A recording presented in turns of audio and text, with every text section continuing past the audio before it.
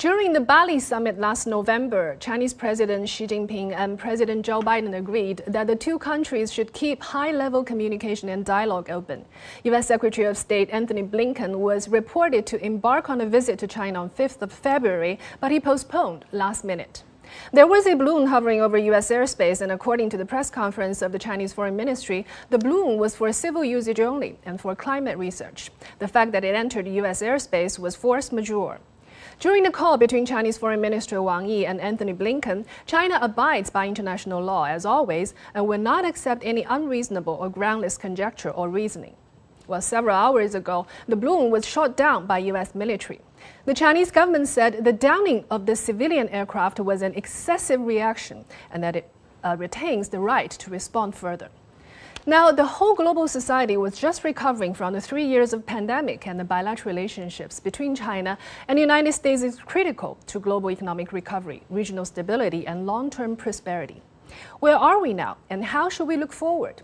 Today, I have 5 guests with me. Robert Ross, Professor of Political Science of Boston College and Associate of John King Fairbank Center for Chinese Studies, Harvard.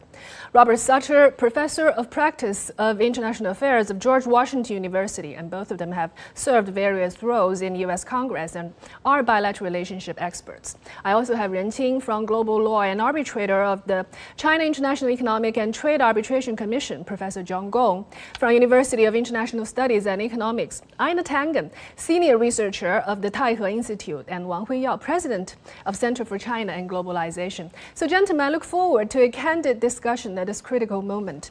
Bob Sutter, let me start from you first. Now the visit got postponed, but if the visit is still on schedule, what were we expecting? I don't think we were expecting very much. Keep in mind the United States is now in the midst of a large-scale effort to counter the various challenges it sees coming from China. These have been going on now for over 5 years. It has backed by a bipartisan consensus in the Congress. And so this effort has had great momentum over the past year in particular. And so I don't think you can expect big breakthroughs in that type of atmosphere. I think what the administration was seeking, U.S. administration was seeking guardrails, was seeking to make sure that this tension that's going to rise in the relationship will not lead to war and conflict. That's been their objective for about a year and a half.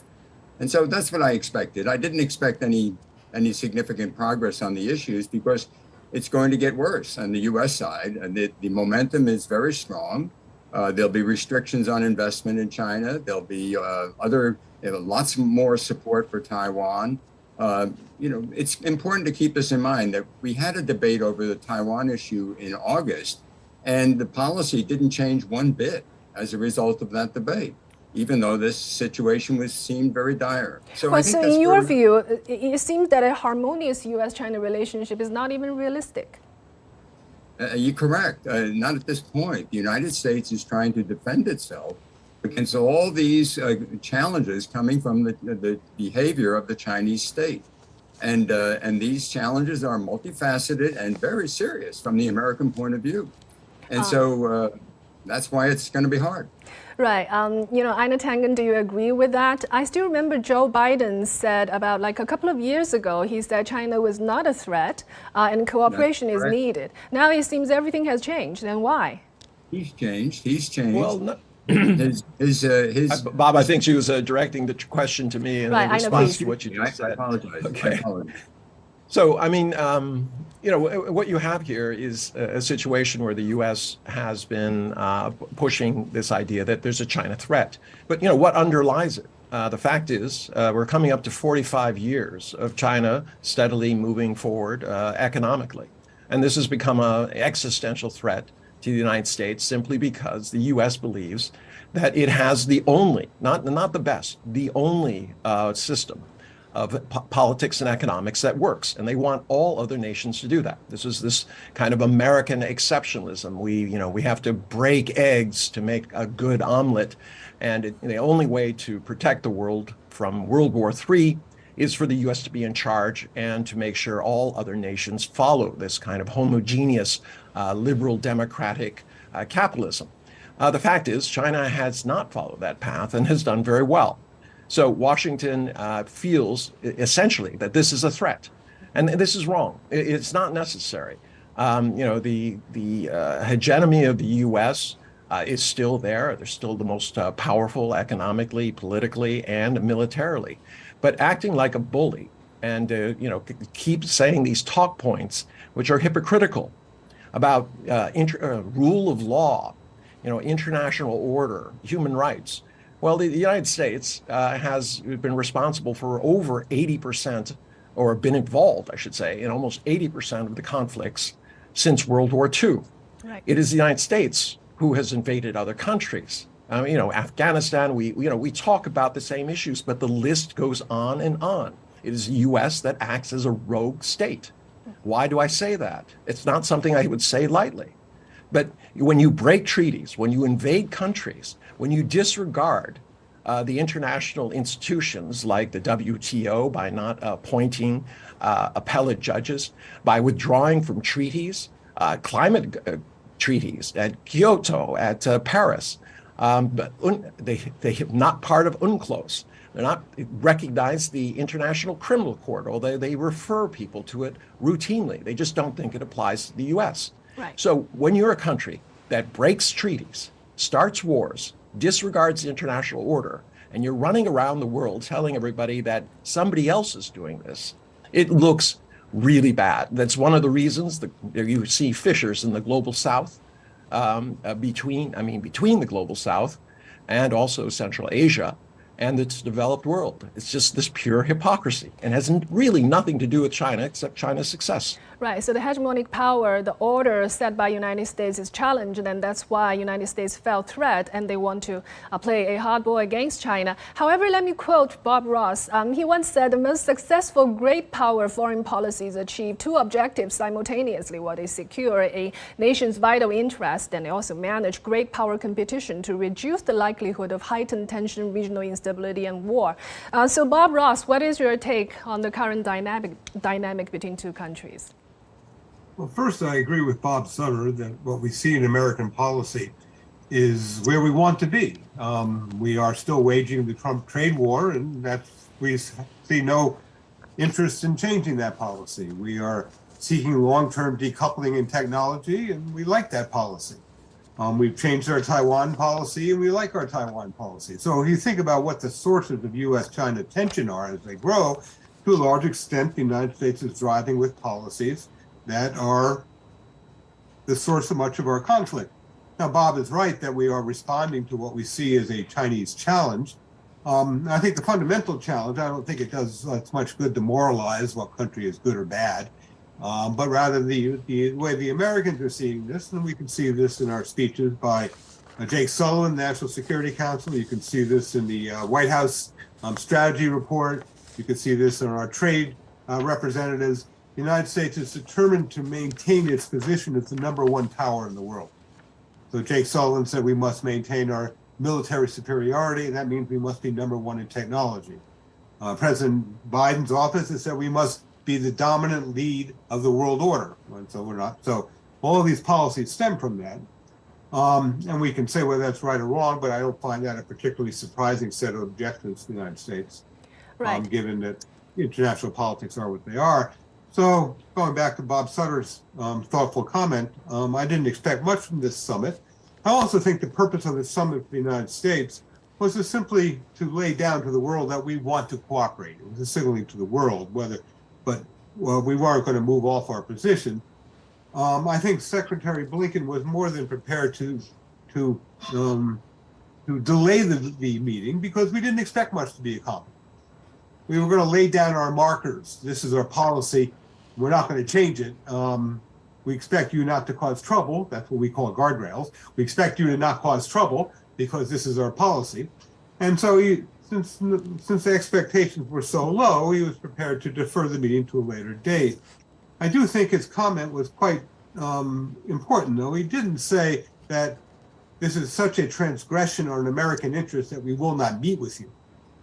What he said was, given what has just gone on, basically what he said is the agenda would be dominated by this balloon, so there would be no point in meeting because we could discuss the important issues on the agenda. And he was right about that.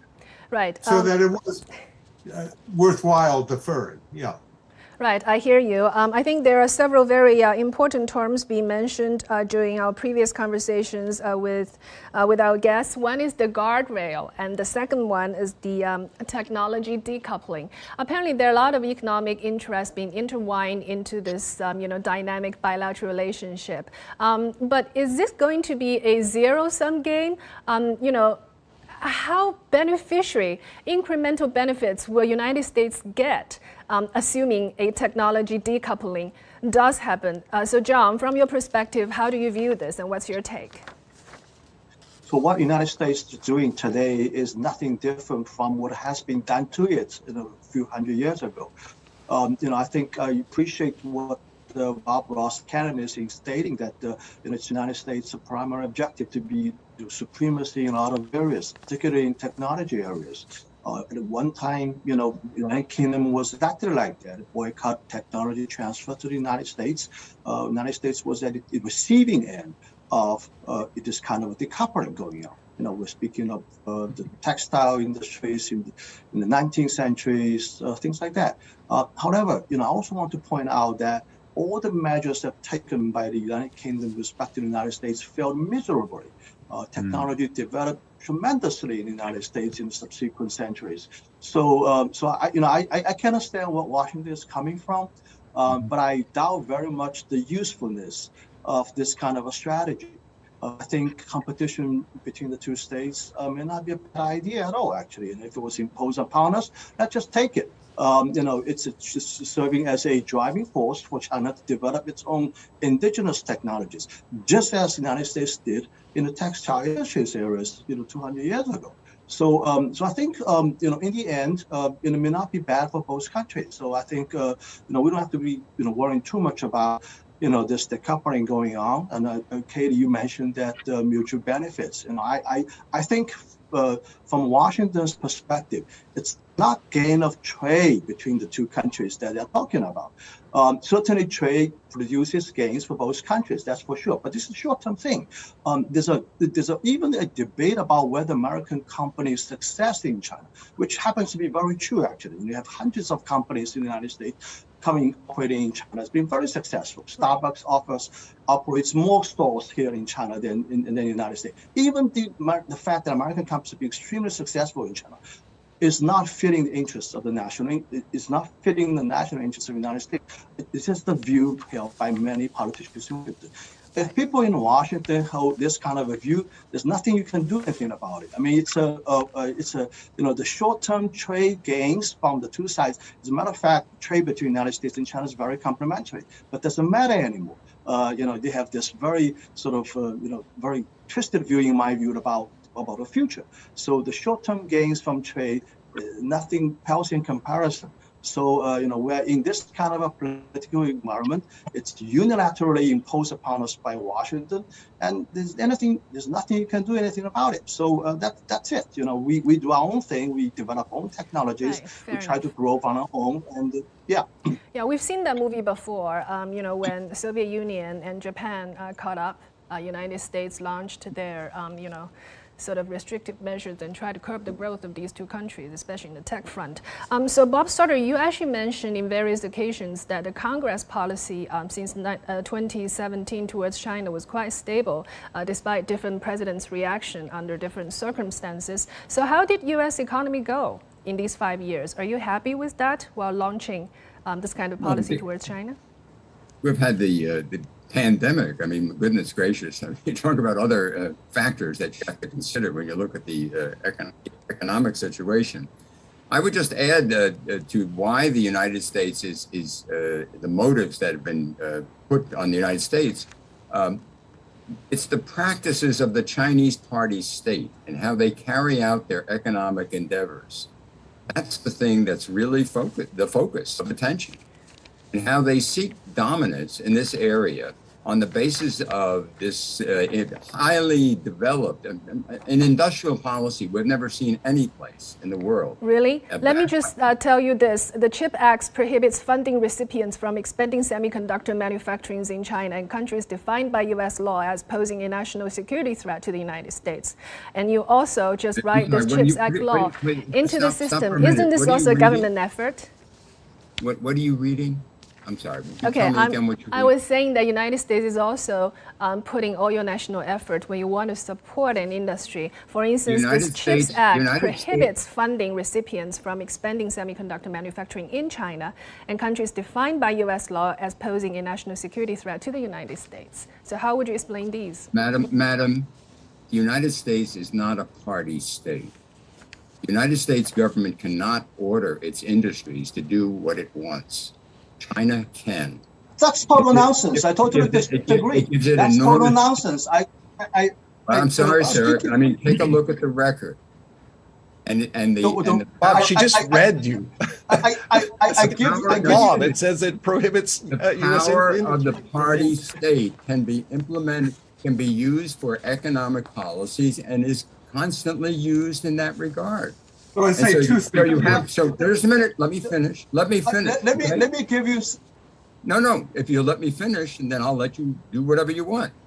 But the fact of the matter is the affronts of the existing international economic order carried out by the Chinese party state are enormous. Please examine it more carefully. Understand how Americans feel this is very unfair. This is a gross infraction of the international norms. In the past, the American government would look aside for these sorts of things because China wasn't so big. Now it is big, and the impact is enormous.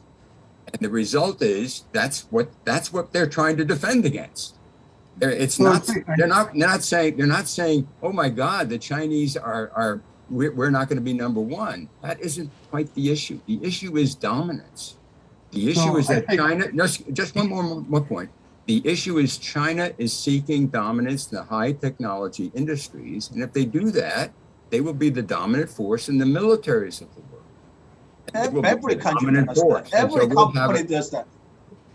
And now which company or which country does not want to have competitive edge in the market? The United States started its own subsidy to the semiconductor industries in the late 1980s. There was a government-funded semiconductor company operating in Austin, Texas at that time. Also, look at the American agricultural policy, the Farm Bill. Every 4 years there's a Farm Bill. Don't you think there's no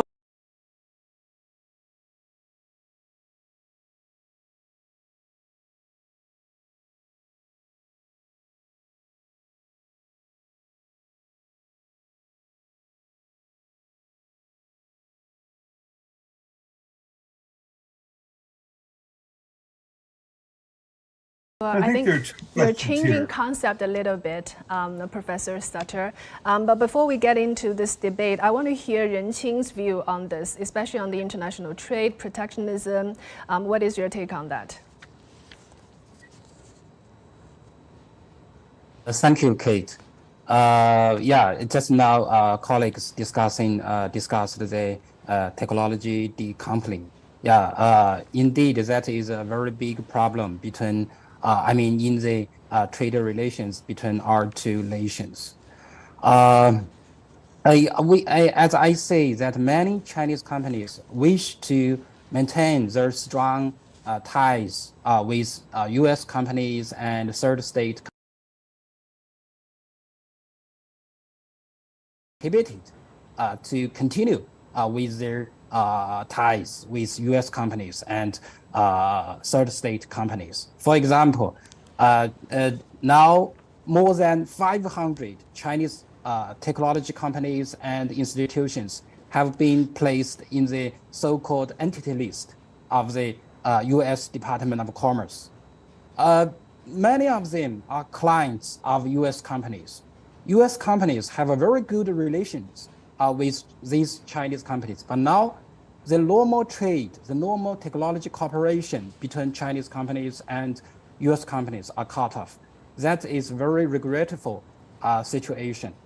Since the Biden administration takes the power, there are also more than 150 Chinese companies and other entities being placed in this list. And in the semiconductor industry, just now you discussed this industry in last October. A comprehensive export control has been imposed by the Trump administrations. And we know the semiconductor industry of the United States, they have different view and different voices against this new export control. But they have to comply with the new policy, the new requirement of the U.S. government. That's really is not bad, and that's it's really bad. And even worse, the U.S. government now compel the companies to choose between the two sides. You can only cooperate with U.S. or only cooperate with China. For example, the CHIP Act. I think the subsidy maybe is not good. The subsidy maybe is not good. The subsidy from the U.S. government, the subsidy from the Chinese government, maybe both are not as good as so good. But the worst thing is that the U.S. government asked all the companies got the U.S. subsidies must not expand their capacity in China. That is worse. Right. Thank you. Right. Professor Ross, let me ask you this question. If all these things, including chips, commodities, technology, and currency, are indeed split between East and West, and becoming more bipolarized, what kind of world are we going to face eventually? And in order to avoid this kind of situation, and to build the real multilateralism, if it is still hopeful, what are the problems that we need to resolve? I understand you said a lot of things that China's side should resolve. What are the things that from United States perspective that can do to make this whole situation better? Well, again, to go back to some of our initial comments, I think when we look at the Chinese economic system, I don't think it helps us to say whether it's fair or not, whether it violates international norms or not, because there really are no norms about your domestic system. The problem America faces with China's economic system is that it's been successful and is challenging American dominance. And you can hear that in many things Americans say. Now, John King said a couple of very important things. One, he mentioned the zero-sum attitude. Right. My interviews with American officials made clear that this is our policy. We know that our technology policy will hurt America, but they believe it will hurt China more. And that's a driver of what they're doing. Second, as John King was saying, this may end up hurting America more than anything. And indeed, my interviews reveal that America knows this is a gamble. We don't know whether this will be successful. We don't know whether we can compete effectively to maintain American dominance with our trade policy, with our technology policy, even with our military policy. But we have defined being dominant as so important that we are willing to run that risk. Now, when you say multilateralism, America remains a very multilateral country. We've removed our trade restrictions with Japan, with Canada, with Europe. Rather, it is our focus on China where we want to decouple China from multilateralism. And that is why we are leaning on Denmark, leaning on Korea, leaning on Japan to comply with American policy on technology transfers to China that help with artificial intelligence, processing, microprocessors, so on and so forth. So this is, if you will, very reminiscent of earlier great power policies that verge on Cold War. And I don't see how we're going to stabilize this relationship going forward. I agree with Bob Sutter, it's going to get worse because the Americans are determined to do what is necessary to maintain American position in technology is to be dominant, in military power to be dominant. Now, of course, underlying this is a reluctance to adjust to a bipolar system. America must be dominant rather than have a bipolar, multipolar system. And again, we've seen that throughout history before, so this might not be a surprise, but I think that's what's driving American policy. Stabilizing this relationship is going to be very difficult. I think to be when we say guardrails, what we really mean is we don't want China to retaliate in a way that would be destabilizing against American policy. And so in many ways, what will escalate this policy, escalate this relationship and destabilize it, should China start to retaliate in ways that could escalate the technology race, that could escalate the trade war, that could escalate the problem on Taiwan. Thus far, the Chinese are saying, we don't want a trade war. We don't want a tech war. And so for the Chinese, the meeting with Blinken would have been an opportunity to try and maybe move in the opposite direction. You know, away from this company. Yeah, you know, Professor Ross, you mentioned this word escalating. Who is actually escalating? I don't think China's side escalated too much, but I'd be more than happy to hear your view. In the meantime, United States, you had Pelosi visiting Taiwan, and news reports are saying that McKinsey is also planning a trip to Taiwan. While in the meantime, the Blinken was planning his trip to mainland. What kind of messages the United States want to release to the public? Isn't this an escalation? I don't think there's any doubt that the United States has fundamentally changed its Taiwan policy. Many Americans will say this is about deterrence. And yet we changed our Taiwan policy in 2018, long before the Chinese were doing intervention within Taiwan's air defense identification zone, long before the Chinese were crossing the midline. This was part of Donald Trump's policy to improve relations with Taiwan in order to contend with rising China. So that the issue we face is, and I think Bob pointed to this, we are going to continue to use China as part of our, Taiwan as part of our way to contend with rising China. The fact is that if you look in East Asia, other than Japan, only Taiwan is fundamentally committed to cooperation with the United States against China to 100%. And this becomes an asset to the United States. And this is going to continue.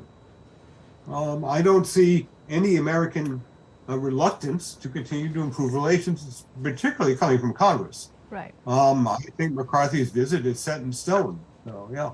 Right. I hear you. Hui Yao, you have been, playing a very important role in bilateral economic communication and also social communication. Do you agree with what Professor Sutter and Professor Ross just said? And are what they're saying a common understanding among ordinary American business people, business community, and American people?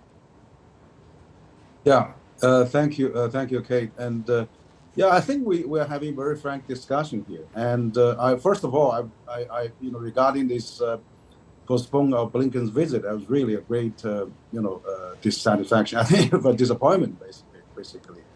I think that the Bloom event, we have a satellite watch each other for many times over. Probably U.S. is much more. They have this Bloom basically, out of the control, and it was force majeure, as you said at the beginning, and also that it wasn't really aimed at any hostile move. So that was really, I think, was out of proportion for cancel or postpone the visit. I hope that the visit can be resumed, as soon as possible, and we're not really deterred by this kind of incident.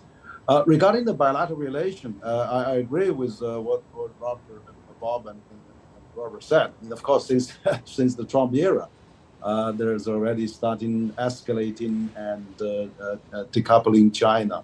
Of course, there are structural problems. I do hear their voices and their concerns, but what I would like to stress, China has created a miracle since the post Second War, and also China has actually the biggest contributor to the Bretton Woods system that set by the U.S. and its allies. China lifted 800 million people out of poverty. China is the largest trading nation with 130 countries. China stabilized the world, many times, since financial time in 2008. And also further, I think China, by not exporting refugees, not exporting famine, and be stabilized, contributing over 1/3 of global GDP, that's a great hell of a success of the mankind. Thanks for the American, contributed system. They created this global system. Now it's America. I think, we understand China is catching up. China has been really doing well, and U.S. wants to maintain its dominance. But at what cost? At what expense? If we take the world into recession, if we really jeopardize this, ongoing relatively well system, we need a lot of course, we need a lot of upgrade, improvement. We need a lot of discussion. We need to recognize China's new role into this system, Right. but not really starting a trade war, tech war. And I was talking to Ray Dalio just 2 weeks ago. There were 6 wars, tech war and even cultural war and things like that. So that's not really good. I've been talking for the last 2 years to a number of great opinion leaders from the U.S. like Larry Summers, Richard Haass and Thomas Friedman, Graham Allison, and Joseph Nye, and everybody. And I talked to them over an hour, on each one on a 1 hour conversation. I really detect none of them wants to decouple or wants to have a Cold War. So I think we need to really, China and the U.S. is in this kind of adjustment period. We need time. I was just publishing an op-ed a few days ago. I was saying, look, China is a mixed system. China is not state-owned run. SOE produce a lot of stabilizing effect. Just like that could be like contain wires and doing things. Lift 8 million property and fight disasters and like that. Private sector is the backbone. Employ 80% of the population, the working force. Multinational supports 50% of China's import-export. So I think this kind of mixed economy is really great. So China is creating a new, path of its modernization. Could be interesting to developing countries. This kind of mixed employee, private and state, and of course multinational. So I think China and U.S. are now in a irrational time, and of course Biden, President Xi is still rational. We hope that we can get back rational, and it takes time. Right. It could take 10, 15 years for us to get accept each other. But now we are in an agonizing period. That's going to drag on for some time. But eventually, if we can avoid hot war, we will accept each other in the end. Right. So we need to be constructive if we want the relationship goes back to normal. And very importantly, to be constructive, we have to be able to understand each other, hear each other's view, and also be mutually compromising. So Ida, let me ask you this. Do you still think under current dynamic, constructive is a choice? And if so, in a multilateral relationship, what role will Russia and Europe play? Well, I mean, constructive is very difficult in a time when you have, an economic recession. People are being very, very defensive. The U.S. obviously is being defensive. China feels that it's being persecuted. In this kind of area, I would agree with Henry. There's a trust deficit, and how do you rebuild it? I don't think that you can do it government to government at this juncture. I think each side is pretty much set. China has said you're not going to change China, and we're not going to change the U.S. And I think that's a fair summation. So it has to be creativity. China can no longer rely on just going out there and saying, be calm, let's be friends and all this stuff. It's going to have to do what it's been doing, which is increasing regionalism over globalism. I mean, what has been accomplished with the Belt and Road Initiative, RCEP, the BRICS, SCO, organizations that are growing at a time when the U.S. is not participating in them. This reflects a desire to create an alternative set of economics that are beneficial to the global South. And I think they're very receptive. You hear that, you hear a lot of headlines about how terrible China is being to South America, Africa, et cetera, because they're actually providing funds to build their infrastructure.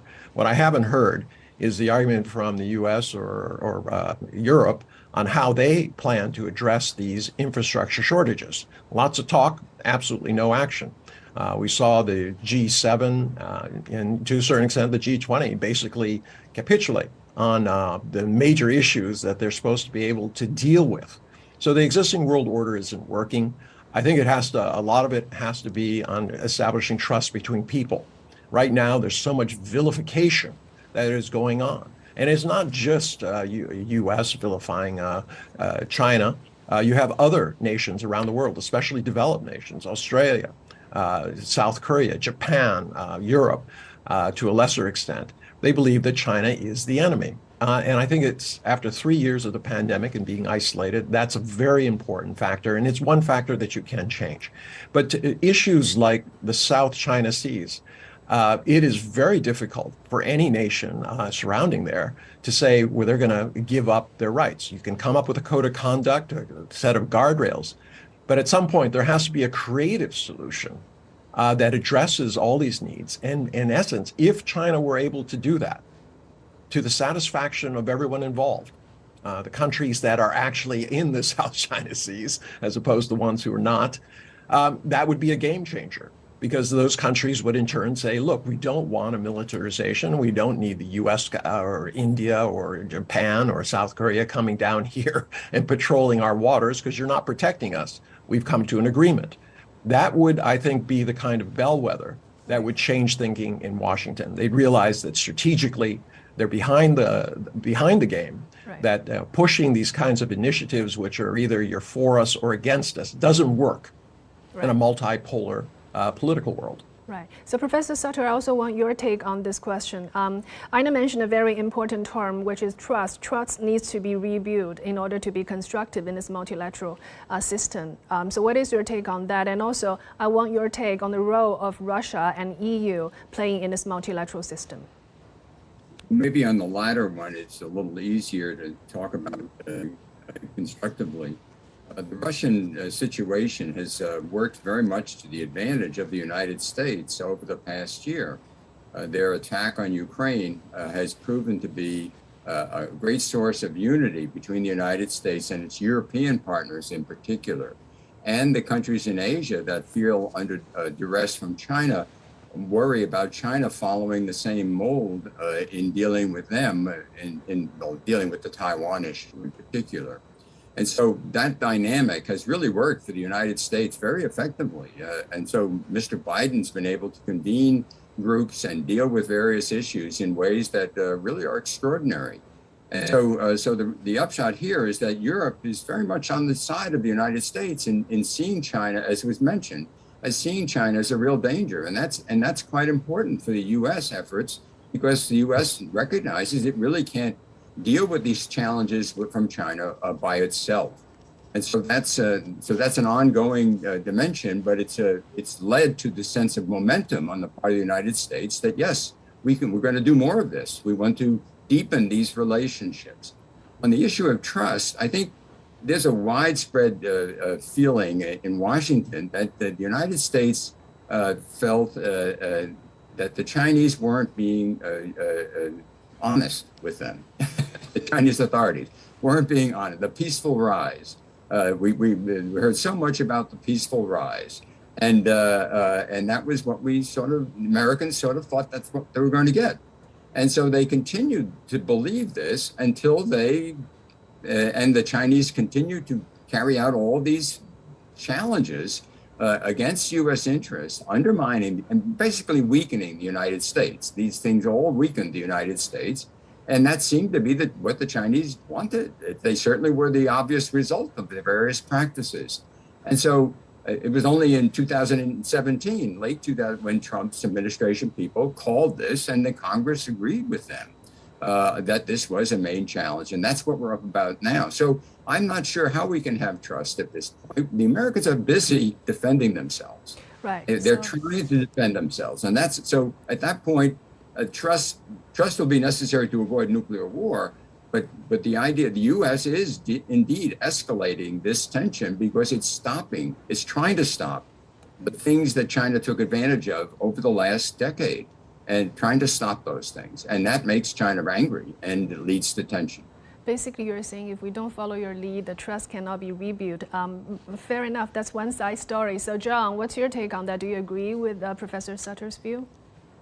I totally disagree. United States has a history of over 20 years of dozens of wars of defending itself, so-called defending itself. If you look at the last history of 70-some years after the Second World War, only like a few years that the United States is not having a war. Now, Robert Sutter was talking about this war going on in Ukraine is an interest of the United States. Now, I beg to totally disagree. In this war, American GIs are not bleeding. U.S. Treasury is bleeding. They're talking about at least, in my view, $5 to $10 billion a month for the next, I don't know, 2 or 3 years foreseeably. So if this is you're just getting into another forever war, in my view. Okay, another forever war for Washington. I think at some point, American people are going to wake up and say enough is enough. I mean, already you have seen some Republicans in Congress are complaining about this. I don't see how this can be of any interest to the United States of a war going on in Ukraine, and that the American people are paying for this. But on the other hand, if this is what the United States policy is, so be it. The issue is that American policy, foreign policy, has always been engaging in sort of a very aggressive sort of an aggressive stance to defend something of phantom nature, in my view. It's sort of foreseeing something rising on the horizon. It's just go out and kill it. That's basically this policy is all about. So I think, I do also want to comment on the issue of Taiwan. It's very clear that the source of the tension in Taiwan is because of Washington's policy change, as Robert Ross has just said. Right. And because of this, there's things going on the Taiwan island. In my view, it's a whole of a nation, whole of a government, whole of a society movement towards Taiwan independence. And what Beijing can do, only thing it can do basically is to put some military pressure on it. So what you're going to see in the future is that there's not going to be any peace. I mean, I would say, this lessening of tension across Taiwan Strait. Right. The PLA has to respond. Okay. The PLA has to respond. That's the only thing to prevent this island from going independence. So you're going to see more fighter jets circling the island. You're going to see more brigades and carrier aircraft carriers sailing to the east of Taiwan Island. You're going to see more things like that. Right. But we do need to talk about guardrail. We don't want to see a war going on across the street. But nevertheless, let me also point out that there are some people in Washington who do hope for a war, and their wishful thinking is that a controllable small-scale war around Taiwan Island, if there is such a thing going on at all. I don't believe that. I think as long as the shots are fired, there's going to be no such a limited control war going on. So right. I think this kind of a thing is very, very dangerous. Right, it is dangerous. So we do need to talk about the guardrails about this. But right. I think the tension around Taiwan is not going to be lessened as long as Washington is not going to change its policy on Taiwan. Right. Since and ultimately, it's the people in Taiwan going to suffer from this. Since you mentioned Taiwan, let me follow up with this. According to CNN, actually a memo from a top commander in the U.S. Air Force, General Michael Minihan, that warns subordinates his guts, tells him to be ready for war with China. And not just in theory, but in 2 years' time. Gentlemen, how do you feel about it? And frankly speaking, multiple developments in recent weeks reinforces the U.S. military's new hyper-focus on China. For instance, the U.S. is beefing up its presence in the Pacific with a new military base, and which is the first in 70 years, if I remember correctly, on the island of Guam, a U.S. territory. There is also a new agreement between the U.S. and Japan that will redesignate U.S. Marines stationed on Japan and allowing them to fire anti-ship missiles. Plus, the U.S. military has also seemed to gain expanded access to base in the Philippines. So all these actions, and Professor Ross, you have a lot of research on the U.S. Navy strategy and also South China Sea strategy. What does all these things tell us? And why U.S. General is saying that war in 2 years are likely? Do you agree? Professor Ross. You muted yourself. Oh, regarding war in 2 years, it's not helpful for American generals to make predictions based on their gut. I think he has been reprimanded for making irresponsible statements. So we should all do ourselves a service and ignore what he said. Second, on American strategy in Asia, we've talked about how the rise of China has undermined American dominance. It's also undermined American alliances in East Asia. We've watched South Korea try and navigate the rise of China and maintain good relations with the United States. The Philippines under Duterte, Singapore, Indonesia, Malaysia have all said they don't want to take sides. This is sort of all reflecting China's challenge to American naval dominance. because the Chinese Navy is rising very quickly.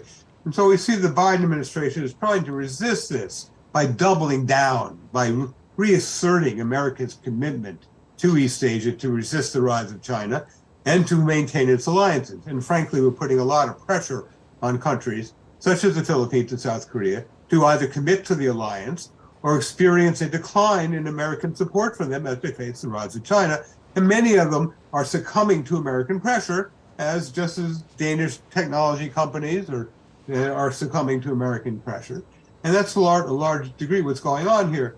But I'm back to what John King said earlier. This is an American effort to resist the rise of the Chinese Navy inside East Asian waters, and it's not at all clear it's going to be successful. The American Navy, day in and day out, is quite concerned about its inability to produce enough ships that the American Congress is funded for. So we are trying to compensate for declining relative capabilities by signaling greater commitment, by trying to double down in our support. And I think over the long term, this will not be successful. But going back to what Bob Sutter said earlier, yes, America is driving this tension because we are resisting China's challenge to American domination. Right. Fair enough. So, Professor Sutter, do you think how likely this war will happen in your view? Do I think what The war will happen in Taiwan, in your view? At this Bob is point, probably hoping for this war. no, I'm not. I don't know anybody that's hoping for this war because it's very dangerous. There are people in the United dangerous. States hoping for this war. There are Yeah, people in the United States hoping for a limited, controllable war. There are people thinking like that. Let me point out, it's extremely dangerous. This is not going to happen. I agree it would be extremely dangerous. I just don't know anybody of any consequence that thinks that. And so the point is, that's why guardrails are so important. I mean, and so at this point, no, I don't think it's like, I do take it seriously. The CIA director said that the danger was very serious, and so I think it is serious. And I think the Americans are going to double down in their support for Taiwan because Taiwan needs a lot of more military capacity going forward in this dangerous situation. And the U.S. has a lot of deterrence aspects going with them. And so let me just give you an example from history. 20 years ago, when I was the National Intelligence Officer, whenever we would have to think about Taiwan, we would think that only the United States would be there if there were a conflict with China. Now, today, I'm sure they think the Japanese will be there, the Australians will be there, probably Great Britain, and that the Europeans are very concerned about the economic consequences of this, and that the Ukrainian model will hold there, where the Europeans will come in with lots of sanctions against China for attacking Taiwan because of the economic consequences that will flow from that. So the U.S. isn't alone anymore on this one, and it's quite striking to me from a historical perspective. So this is going to go forward, but they're going to try to do it in a way that doesn't lead to a war. And that's why the guardrails emphasis remains a constant concern of the Biden government. Right. Well, fair enough. But if the situation goes like this, and being constructive needs a lot of trust rebuild, and it takes time. In the meantime, supply chain is being disrupted, and also business actions and business activities might also be impacted. So what kind of world are we going to face, especially on an economic front? Ren Qing, I would want to hear your view on that.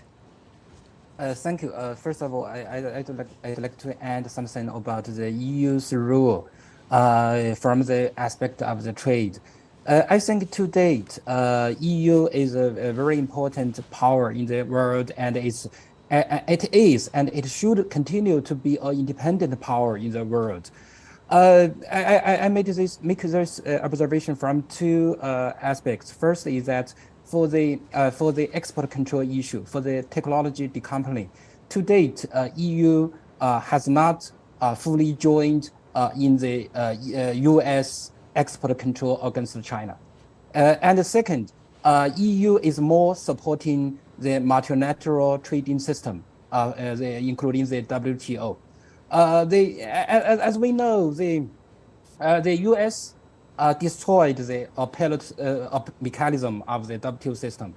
And the US disregarded the WTO ruling in many cases. But the EU generally support the WTO system and the WTO rulings. For example, the Section 301 tariff. There is a WTO report which finds that the US violate their WTO obligations, and the US disregard that report and will not obey that WTO ruling. But EU support the WTO system. So I think the EU is very important independent power in the world.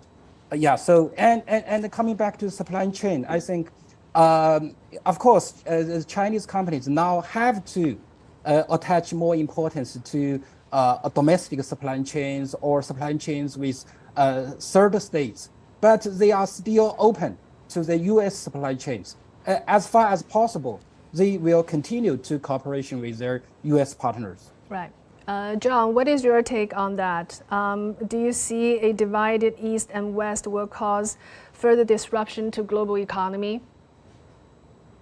Well, I'm seeing a increasingly bifurcated world. This decoupling starts out from high-end technology, but it's inevitably spilling over into many areas, spilling into business communities.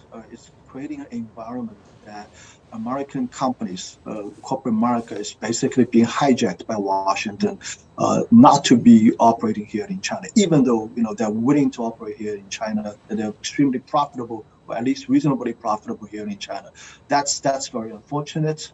So this kind of a policy is not just hurting one way. It's hurting American businesses, American people, American jobs as well. However, I think the Chinese companies are also expanding overseas as well. Let me also point out that corporate China is also knitting essentially a global production network throughout the world. And this is, let me also point out, this is the first time in the world, in world history, that such a network, a global network, has been established peacefully. There's no Marine Corps behind it, there's no French Foreign Legion behind it, there's no Royal Navy behind it. It's all corporate China doing by itself. Right. So China is also, not just relying on the Western market alone. Our trade with Southeast Asia is booming. The ASEAN market is China's currently largest trading partner. And also we are expanding in South America and Africa and the Middle East as well. So, I think the world is changing right now. The world economic epicenter has also changed. It's shifting to Asia, shifting to Southeast Asia. So, my view is that at the same time, to the extent we can, to maintain a normal trade relationships with Western countries, with European Union, with the United States, I think the hope is with the other part of the world, right, the global South and other sort of countries standing in the middle. Right. So Huiyao, what kind of suggestions you would give to entrepreneurs across the globe, especially United States and China facing such kind of dynamics? Yes, I think that we see that we hear talk about war, Taiwan, Ukraine, and I think Ukraine could be another Afghanistan if we're not careful. And so when people gradually realize how fatigued they are, in getting those war type of thing, they will quickly, probably lose the interest in the war. So now, of course, we have to condemn what Russia has been doing. But I think this escalation of sending tanks and doing things, if not solving through the international platform, would be very, very dangerous. I published an op-ed in the New York Times. I said, let's have a 7-party talk, to solve this Ukraine issue. I mean, that should be the really UN and multilateral approach to do that.